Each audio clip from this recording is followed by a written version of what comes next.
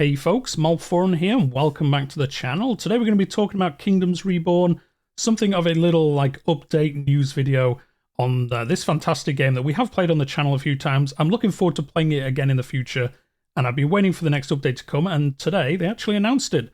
A bit of a teaser for the next patch, which is all going to be about advanced buildings, and this was part of SimFest 2023, so today there's a new kind of themed sale on Steam, all around sim and management games, things like that. So if there's a game you've been looking out for in this genre, make sure to take a look. There might be something that you can pick up and play something new if you're looking to do so at the moment. But we're going to talk about this. We're also going to talk about the previous update, as I haven't covered it on the channel. Just going to get straight into it. So yeah, they've said the main feature of the next patch is going to be advanced buildings. This is going to allow you to upgrade versions of existing production buildings, so they'll be twice the size. So I guess as part of this, you're going to have to kind of, I don't know, plan out a little bit more where your city buildings are going to be, because when you expand them, they do get twice as big. So you don't want to really be squeezing all your production buildings in together. I know we did that a little bit on the series that we did on the channel, kind of showcasing the game.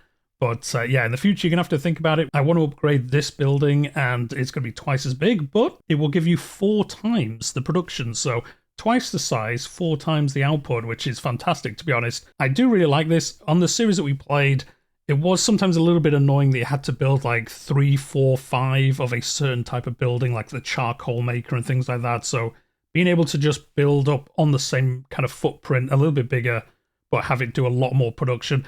I imagine it'll be quite expensive, but I think it'd be worth it. Rather than having 3, 4, 5 of the same building, you can either have 1 or 2 and kind of cover it a little bit better.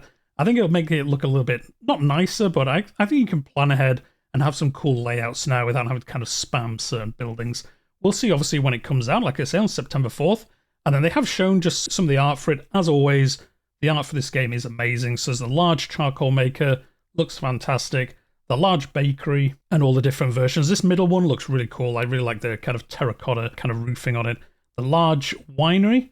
And again, the different kinds. The large mead maker, which just looks awesome. I wish in real life buildings looked like this. It'd be absolutely fantastic. And then the large tailor, the large sake brewery, which was part of the Japanese theme done, which we haven't played. This is the faction that I will probably play when we do that new series on the channel. And then you've got the large bonsai nursery, which obviously part of that as well. And then as you can see, a little gif here just kind of showing how they look in the game. Looks awesome again, as always. And that's it really, just a little teaser, as they said. Here's the stuff that's coming up. There's going to be plenty more that they're going to announce in the future. And it is part of this SimFest. So like I say, take a look if there's something you're looking for. And this is 20% off. So you can actually save 20% on Kingdoms Reborn. If you're looking for a city builder with card mechanics, some civilization-esque things, it's got diplomacy and it's got tech trees. Really, really good. I'll leave a link in the description of our previous series where we played through it, just so if you're kind of thinking about it, or you've never heard of this game and you want to kind of see how it plays. It was one of my Spotlight series that I did previously, where the whole point of that series is to kind of show off different games that I'm either playing or that I think you might enjoy. So definitely take a look if you're kind of interested by it. And then before we finish today, because it's going to be a really quick video, I'm just going to talk about the previous major update, which came out on June 30th. So as you can see, this is an early access game, but it's always got content coming out. Every 2-3 months, there's always a pretty big chunky update coming out. Like I say, the Japanese themed one, and then the introduction of co-op mode. This is where you can obviously play the game co-op with a friend. So you can just have the same civilization, you play co-op. Must be weird. I've not done it myself. Let me know in the comments if you've tried this. And let me know how it plays. I just imagine it being a bit strange. Do you have to battle out buildings in certain places? I'm not sure how it works. And then they have also added achievements. There's 30 or 40 of them here. Nothing too crazy. They have said they will be adding more and more during early access. I imagine when they do DLC, there'll be a bunch more. And then a couple of smaller updates. New citizen models. This is actually really cool.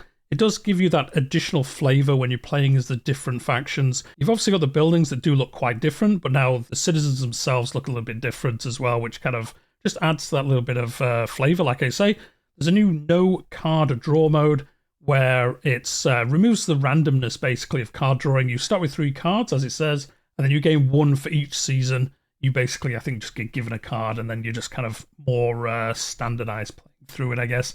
I'm not sure if I'd ever play this mode. I quite like the mode there is in there at the moment, but I guess this is a bit less stressful because you're just given cards and you just can use them and things like that. So, and then Abandoned City, this is actually really cool. So when you start a map, if you mess up the early game, which is easy enough to do, especially if you're playing on the higher settings. If you build the buildings in the wrong order, if you maybe use up all your wood before actually building a forest or something like that, you can basically just press a button and it just respawns the map immediately. You don't have to like load in and out or anything like that. You just press it. As you can see in the GIF, just restarts. So that's really cool. I actually really like this. Saves you just going out and in trying to kind of replay the map. So I really like that. I'm not a massive fan of AI stuff, if I'm honest, but this is interesting.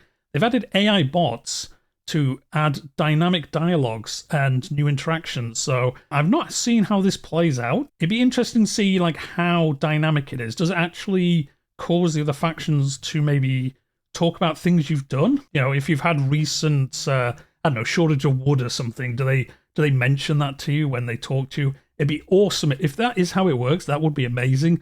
But we'll see, obviously, next time we play. Again, let me know in the comments if you have played and kind of how far that goes into kind of dynamic dialogue, or is it still kind of standardized but just a little bit different? Just some variety is always cool, so I'm not knocking it. I'm just kind of interested as to how it actually works.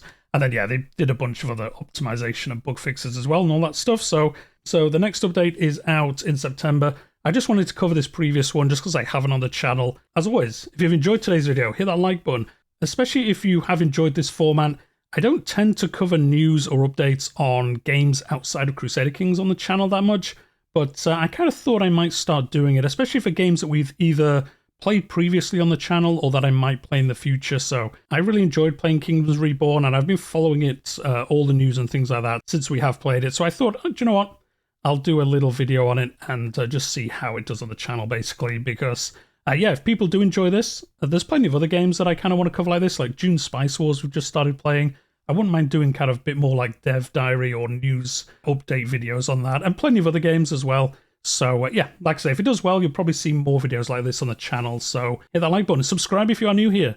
I play grand strategy games usually, found playing Crusader Kings, other historical titles as well on the channel, and then obviously some city builder management type games as well. So if that's your kind of thing, if you like news, if you like dev diaries, hit subscribe. There'll be plenty more coming in the future. But on that note, we're going to leave it there for today, and I'll see you in the next one.